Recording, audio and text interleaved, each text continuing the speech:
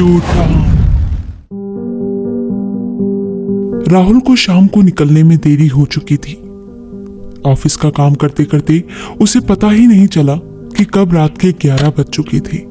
आनन फानन में राहुल ऑफिस से निकला। अपनी बाइक निकालने के लिए राहुल पार्किंग एरिया में गया। पहले तो उसकी बाइक शुरू नहीं हो रही थी, लेकिन थोड़ी देर की कोशिश के बाद बाइक चल पड़ी। कड़कड़ाती ठंड में राहुल जम रहा था। तेज हवाओं से उसका शरीर ठिठुर रहा था।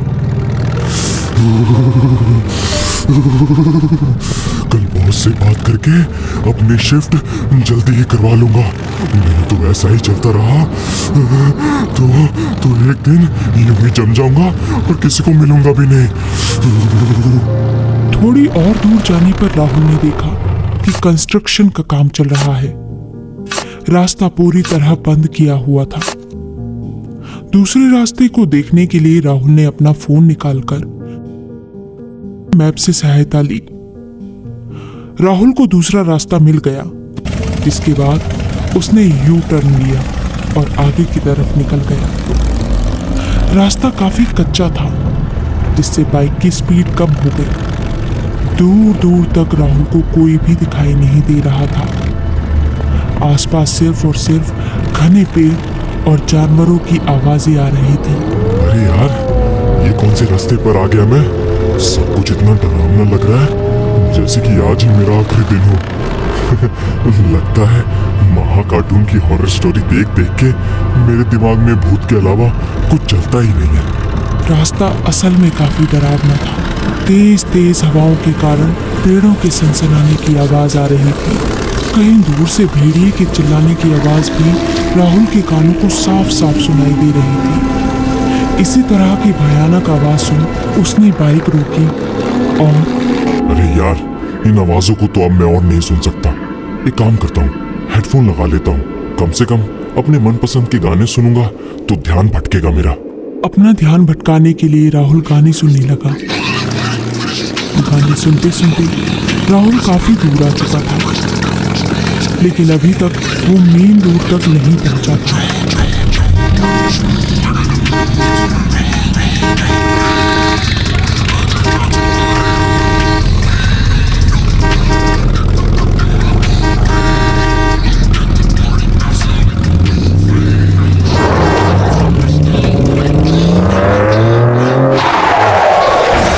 हाँ?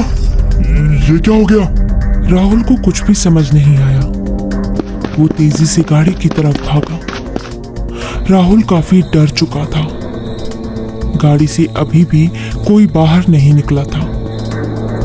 राहुल हांफता हांफता गाड़ी के पास पहुंचा।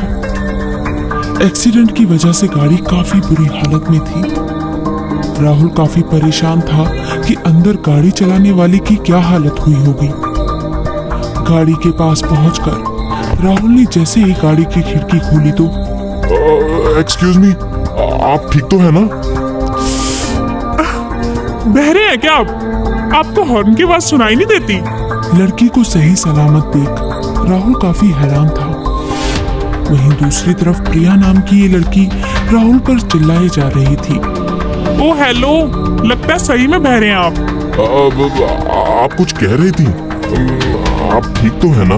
क्यों, आपको मैं खराब लग रही हूँ क्या? अरे नहीं नहीं, एक्सीडेंट बहुत बुरा था ना, तो मुझे लगा कि मैं मर गई। अरे नहीं नहीं। तो क्या लगा आपको? जी कुछ नहीं। देखिए भाई साहब, गाड़ी में सीट बेल्ट नाम की भी कोई चीज होती है, जिसका उपयोग बुद्धिमान लोग ही करते हैं। जी? बड़े बेवकूफ हो यार तुम तो। चलो सामने से हटो, मुझे बाहर निकलना है।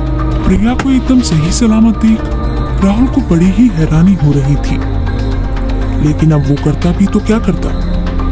उसने अपनी गलती के लिए प्रिया से माफी मांगनी शुरू कर दी, जिसके बाद राहुल ने प्रिया को लिफ्ट ऑफर की, जिसके लिए प्रिया ने पहले तो मना किया, लेकिन रात को गहरा होता हुआ देख उसने लिफ्ट के लिए हाँ कह दिया, जिसके बाद दोनों आगे के लिए निकल गए। देखिए, मुझे माफ कीजिए, मैं बहुत ही तेज वॉल्यूम में गाने सुन रहा था, इसलिए मुझसे ये गलती हो गई। हाँ ठीक है, माफ किया। अब इस रास्ते से जल्दी निकलो, मुझे बहुत डर लग रहा है। अरे ऐसा क्या हो गया? कोई भूत थोड़ी ना खा रहा है आपको। तुम्हें इस रास्ते के बारे में कुछ पता नहीं है क्या? मुझे क्या पता होना चाहिए था? कि इस यू टर्न का रास्ता शापित है। लगता है महाकार्टून की हॉरर स्टोरी आप भी काफी देखती हैं। क्या? अरे कुछ नहीं, देखिए ऐसा कुछ नहीं होता है। अरे मैं मजाक नहीं कर रही। अच्छा अच्छा, बताइए क्या बात है जिस वजह से आप डर रही हैं? प्रिया ने उसे बताया कि कुछ समय पहले यहाँ एक लड़की की कुछ लड़कों ने मिलकर हत्या कर दी थी। उन्हीं लड़कों की तलाश में आज भी वो लड़की इसी रास्ते पर घूमती है और जो भी उसके हाथ लग जाता है वो उसे नहीं छोड़ती। कहानी अच्छी है। ये कोई कहानी नहीं, सच्चाई है। देखिए मैंने तो आज तक ऐसी कोई कहानी नहीं सुनी। इसका मतलब ये तो नहीं कि जो मैं कह रही हूँ वो झूठ है। ठीक है, आप जीती मैं हारा। दोनों एक दूसरे से एक दूसरे के बारे में बात करने लगे। काफी देर हो चुकी थी कि तभी राहुल को एहसास हुआ कि वो ही पिछले 10 मिनट से बोले जा रहा है, लेकिन प्रिया ने चूं तक नहीं की। प्रिया आप कुछ बोल क्यों नहीं रही हैं? क्या हुआ, आप सो गई क्या? हेलो प्रिया। राहुल ने अपनी बाइक रोकी। उसने जब पीछे मुड़कर देखा तो प्रिया वहां नहीं थी। हाँ? ये कैसे हो सकता है? ये प्रिया कहाँ चली गई? प्रिया! प्रिया! आप कहाँ हैं? राहुल काफी डर चुका था। प्रिया के उसके साथ ना होने की वजह से उसकी हालत खराब हो रही थी। उसने हर जगह निगाहें फिराई, लेकिन प्रिया उसे कहीं दिखाई नहीं दी कि तभी पेड़ों की सरसराहट तेज हो गई। ये सब देखकर राहुल के ठंड में पसीने छूटने लगे। उसका गला सूखने लगा कि तभी उसकी बाइक की हेडलाइट जलने बुझने लगी।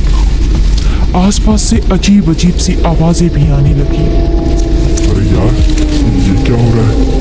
प्रिया जी, आप कहाँ हैं? देखिए यहाँ मौसम बड़ा खराब हो रहा है। आप जहाँ भी हैं जल्दी आ जाइए। प्रिया ही तो वो भटकती लड़की नहीं? ऐसा कहते ही राहुल की बाइक अपने आप बंद हो गई। उसके सामने एकदम अंधेरा छा गया। उसने जल्दबाजी में अपना फोन निकाला और उसकी रोशनी से अपने आसपास देखने लगा कि अचानक आसपास की सारी हलचल बंद हो गई और एक अजीब सा सन्नाटा चारों तरफ छा गया। राहुल अपनी बाइक चलाने की कोशिश करने लगा, लेकिन लाख कोशिशों के बाद भी उसकी बाइक नहीं चली। राहुल बाइक से उतरा और उसके उतरते ही बाइक अपने आप स्टार्ट हो गई। आसपास का शोर भी बहुत तेज होने लगा। राहुल ने जैसे ही अपने सामने देखा, राहुल के पैरों तले जमीन खिसक गई। उसके होशो हवास उड़ गए, लेकिन अब भी कुछ बाकी था। राहुल मेरी मदद करो!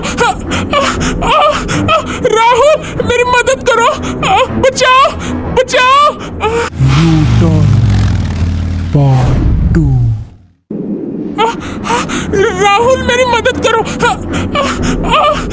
राहुल मेरी मदद करो! बचाओ! बचाओ!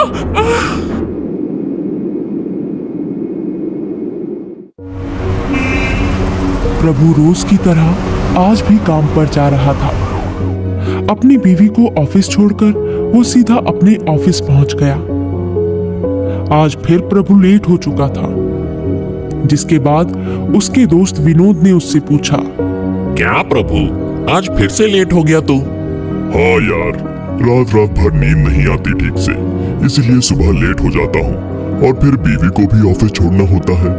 अरे तो तू डॉक्टर को क्यों नहीं दिखाता है? अरे यार, खामखा वो मुझे 1000 तरह की दवाइयाँ लिख कर देगा जो मैं खाना नहीं चाहता। हाँ तो भाई, इतना ही लेट आते रहोगे क्या ऑफिस? सोचता हूँ यार कि क्या करना है। एक तो बीवी की चिक-चिक से वैसे ही परेशान हूँ। क्या हो गया? बस कुछ नहीं यार, बेटी को अब्रॉड भी भेजना है। उसी की जिद कर बैठी है। हम दोनों जितना भी कमा ले, लेकिन बच्चे के अब्रॉड का खर्चा हम नहीं उठा पाएंगे। अरे तो अपनी बीवी को समझा। अरे यार, वो नहीं मान रही है, लोन लेने की बात कर रही है।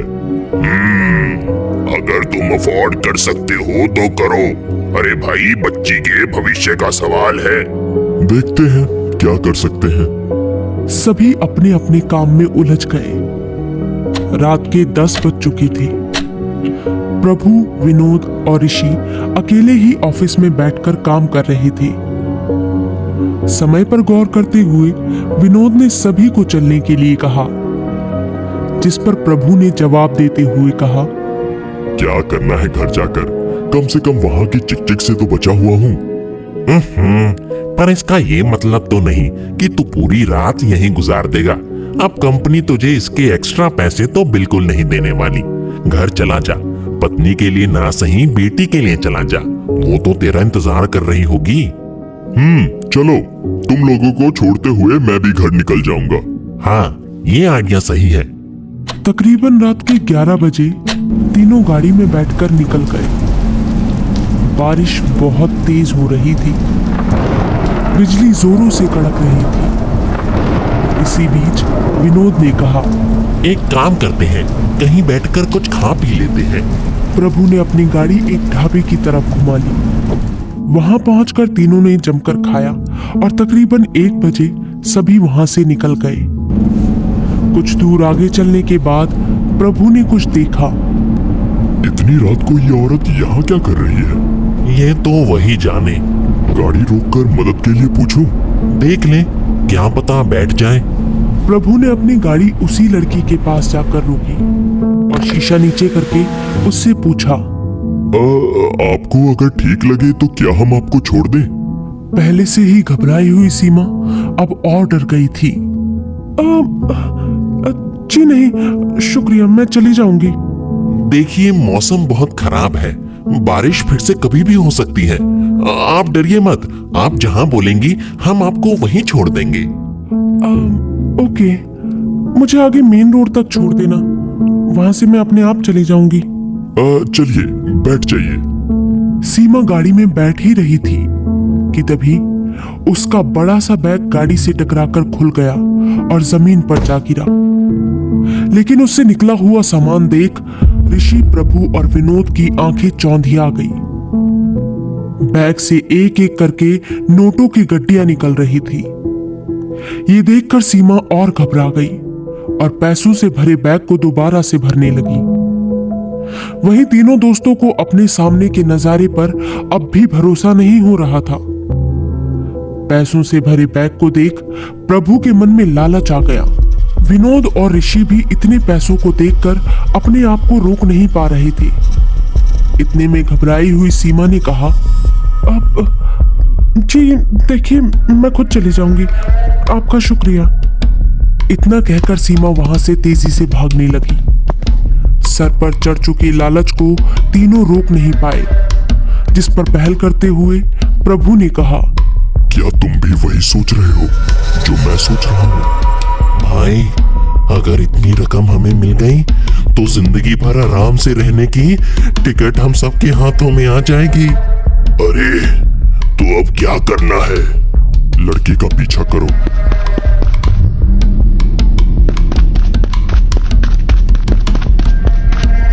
सीमा को चारों तरफ से घेरते हुए ऋषि और प्रभु ने उसे पकड़ लिया।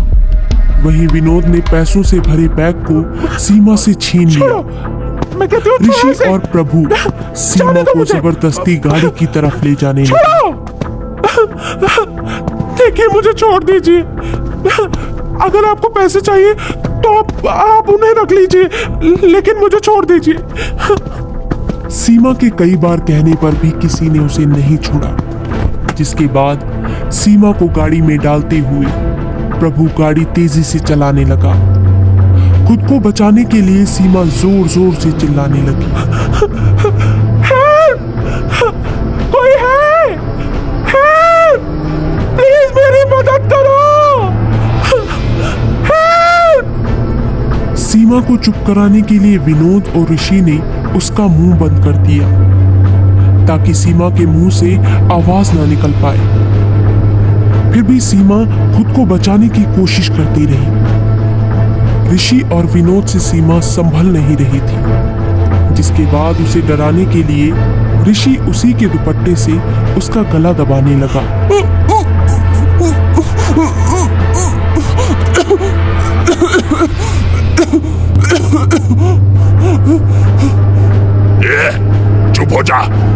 जा वरना तुझे यही मार दूंगा।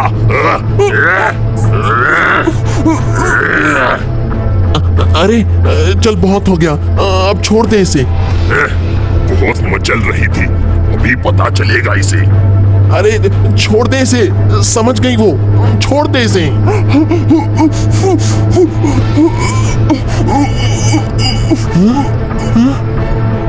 ये कुछ बोल क्यों नहीं रही? क्या हुआ? क्या कर दिया तुम दोनों ने? अरे ये तो मर गई। ये सुनकर तीनों के चेहरे की हवाइयां उड़ गई। हाँ, ये तूने क्या कर दिया? अरे यार, कुछ भी करो लेकिन इसकी लाश को ठिकाने लगाओ। प्रभु ने दोबारा गाड़ी चलाई और वो आगे की तरफ निकल गए, लेकिन सामने पुलिस को खड़ा देख प्रभु ने गाड़ी रोक दी। आगे तो पुलिस है। यू टर्न ले ले। प्रभु ने यू टर्न लिया। सुनसान रास्ते पर तीनों की बस गहरी सांसों की आवाज आ रही थी। एक जगह खाली देख प्रभु ने गाड़ी रोकी। ऋषि और विनोद ने सीमा की लाश को बाहर निकाला और तीनों ने मिलकर एक गड्ढा खोदकर उसमें सीमा की लाश को दफन कर दिया और फौरन वहां से निकल गए। तीनों पसीने से लथपथ थे कि तभी अरे जिसका भी फोन है उठाओ जल्दी। मेरा फोन नहीं है। अरे मेरा भी नहीं है, तो किसका है? अरे ये तो सीमा का है। इसे गाड़ी से जल्दी फेंको।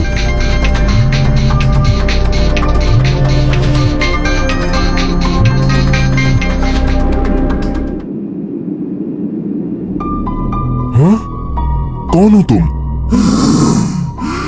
सीमा।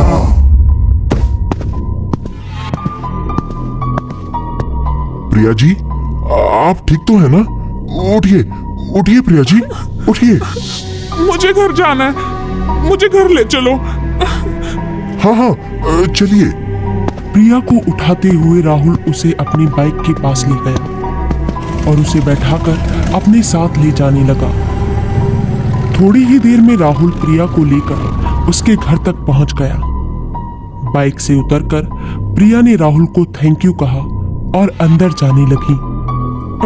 देखो, अभी तो मैं आपको अंदर नहीं ले जा सकती, पर किसी और दिन आपकी खातिरदारी जरूर करूंगी। मुझे कोई जल्दी नहीं है, आप बस अपना ख्याल रखिए, मैं चलता हूँ। राहुल वहां से चला गया। प्रिया अपने घर की ओर बढ़ी और उसने घंटी बजाई। पापा, यू टर्न पार्ट 3।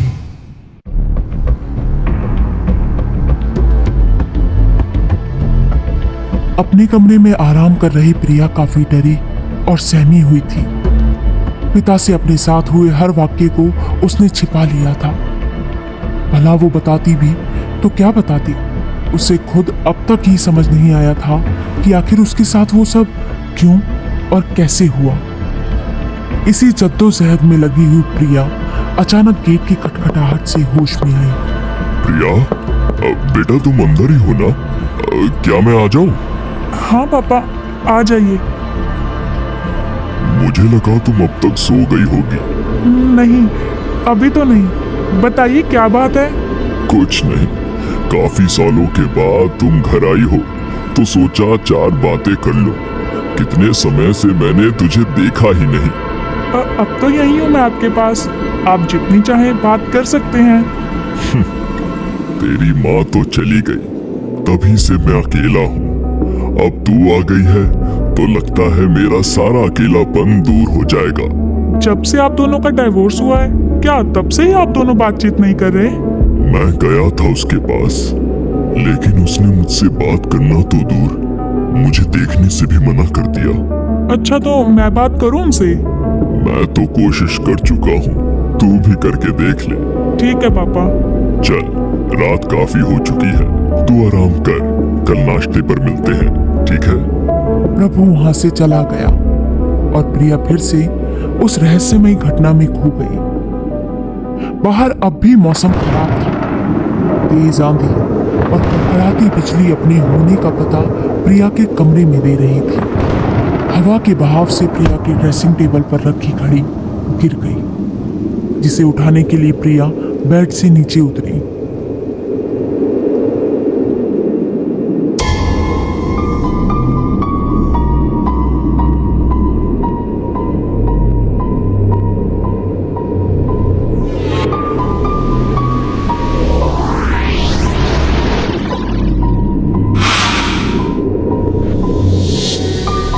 अगली रात प्रभु और प्रिया जब डिनर कर रहे थे तो प्रभु ने उसे बताया कि उसके दो पुराने दोस्त अगली शाम आने वाले हैं, जिसके लिए वो प्रिया से उसकी सहमति मांगता है। बेटा प्रिया, वैसे तो मुझे उन्हें बुलाना नहीं चाहिए था, क्योंकि तुम भी आ गई हो और ऐसे उन सभी का यहाँ होना शायद तुम्हें अच्छा ना लगे। अगर तुम्हारा मन नहीं है तो मैं उन्हें मना कर दूंगा। नहीं पापा, आपका मन है तो मैं कैसे मना कर दूं? मुझे उनके आने से कोई दिक्कत नहीं है।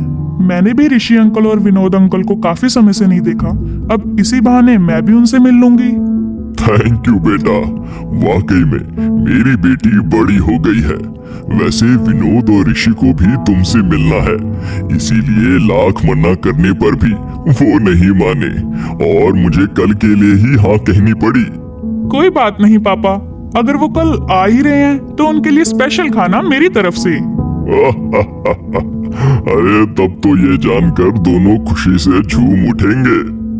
अगली ही शाम विनोद और ऋषि प्रिया के घर आ गए। काफी देर तक सभी ने खूब बातें की। अरे तुम तो बिल्कुल नहीं बदले भाई। अरे तुम क्या कह रहे हो तुमसे? अरे बिल्कुल सच है ये बिल्कुल नहीं बदला मतलब। रात के तकरीबन 11 बज रही थी। सभी डिनर टेबल पर बैठकर खाने का इंतजार कर रहे थे। प्रिया सबके लिए खाना ले आई कि तभी इस समय कौन हो सकता है, जाकर देखता हूँ। प्रेरणा तुम? माँ, मैं बस आप ही का इंतजार कर रही थी। माता पिता के बीच की बात को बढ़ाने के लिए प्रिया ने अपनी माँ को बुला लिया। प्रभु बहुत ही खुश था। अपनी बीवी के वहां आने से उसे काफी अच्छा लग रहा था। सभी डिनर टेबल पर बैठ गए।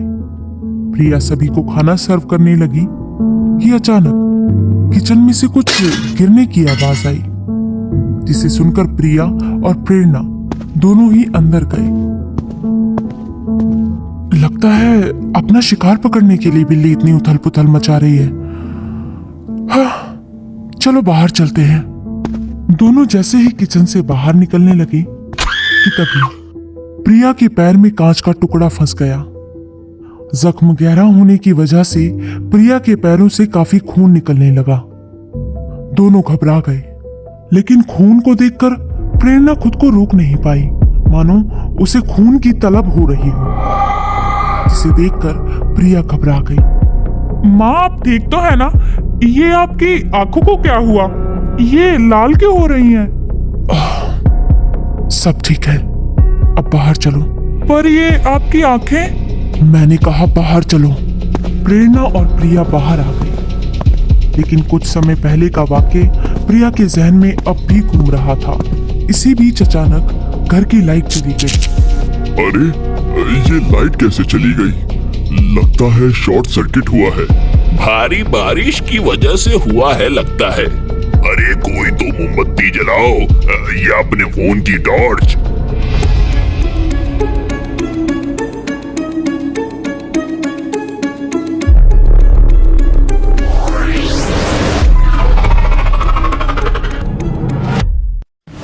U-turn finale.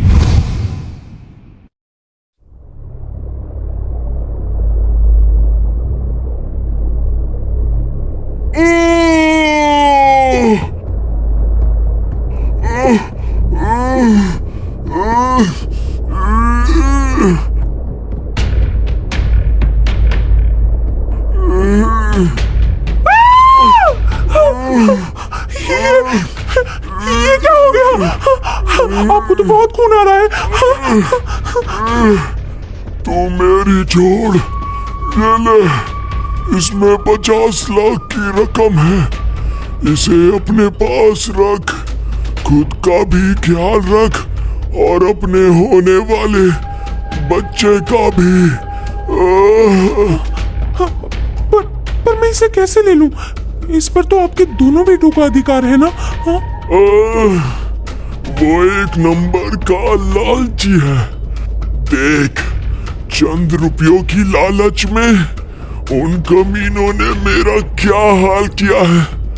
ये बैग तू ही रख और यहाँ से जितना जल्दी हो सके भाग जा, नहीं तो वो तुझे भी नहीं छोड़ेंगे। पर बाबूजी, तू इस घर की नौकरानी है, कल को नहीं भी मिली किसी का कुछ नहीं जाएगा।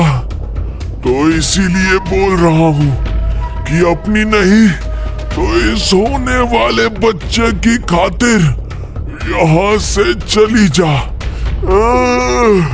पर बाबूजी आप जा यहाँ से और अपनी शक्ल कभी मत दिखाइयो। निकल जा, जा यहाँ से निकल जा।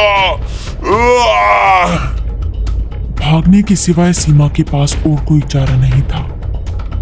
वो उस काली रात में उस बैग के साथ बाहर की तरफ भागी। वो तब तक भागी जब तक कि विला उसकी आंखों से ओझल नहीं हो गया।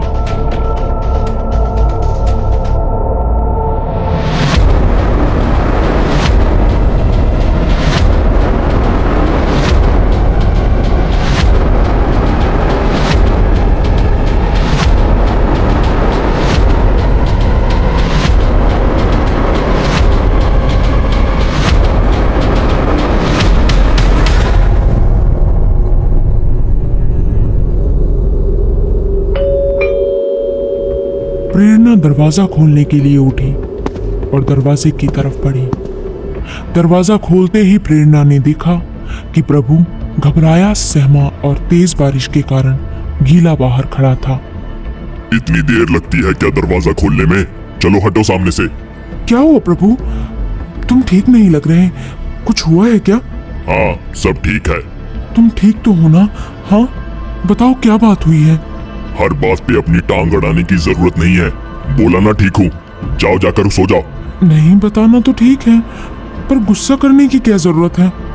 प्रेरणा बिना जवाब के वहां से चली गई, लेकिन प्रभु किसी बेचैनी में था और घर के हर खाली कोने को अपनी आहट से भर रहा था। घबराया हुआ प्रभु बाथरूम में चला गया, जिसके बाद प्रेरणा की नजर उसके फोन पर पड़ी।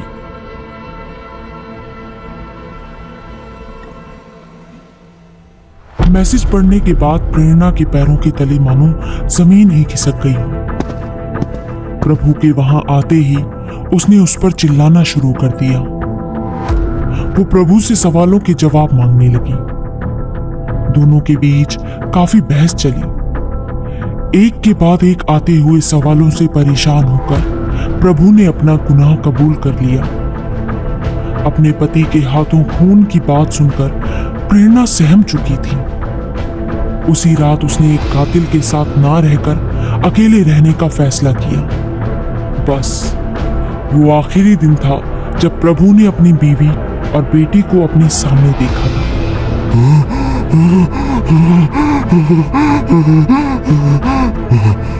प्रिया, ये तुम्हें क्या हुआ? प्रिया नहीं, सीमा। प्रभु, विनोद और ऋषि की हालत अब खराब हो चुकी थी। तीनों को ही कई सालों पहले हुए उस वाक्य की याद आ गई। तीनों में से किसी को भी कुछ समझ नहीं आ रहा था कि अब वो क्या करे। कि तभी बगल में खड़ी प्रेरणा की तरफ से कुछ हलचल हुई। सीमा, आज इन तीनों को इनकी असली जगह पहुंचा दे।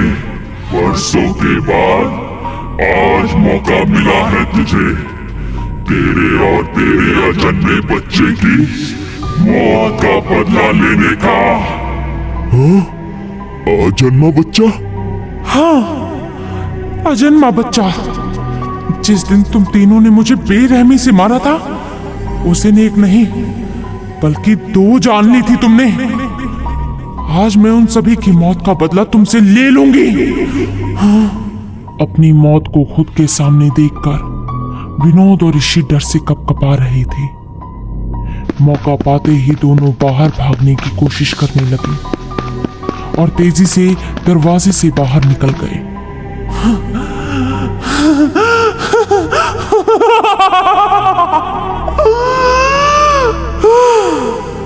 इन्हें क्या लगा कि ये मुझसे बच जाएंगे?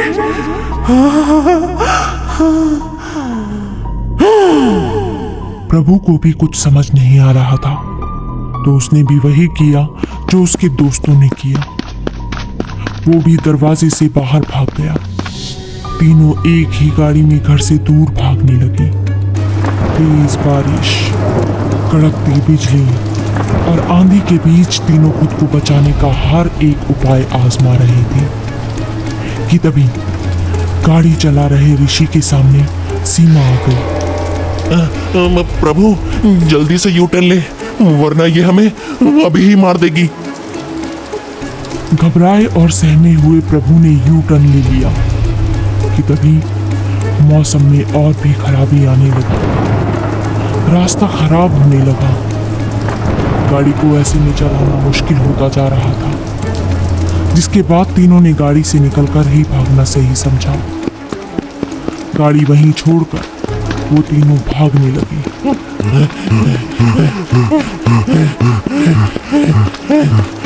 थोड़ी दूर जाकर सभी ने देखा कि रास्ता खराब पड़ा है।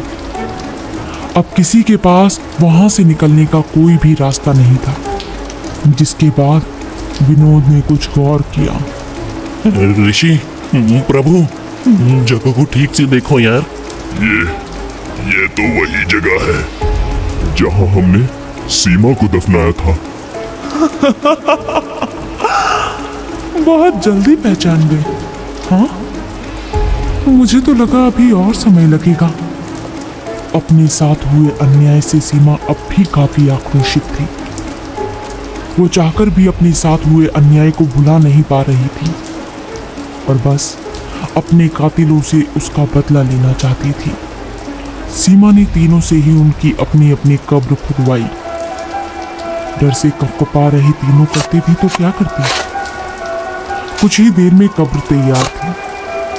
सीमा ने तीनों को ही उसमें चले जाने के लिए कहा। अपनी जान की भीख मांग रहे तीनों से सीमा बस अपने साथ हुए अन्याय का बदला लेना चाहती थी। गड्ढा काफी गहरा था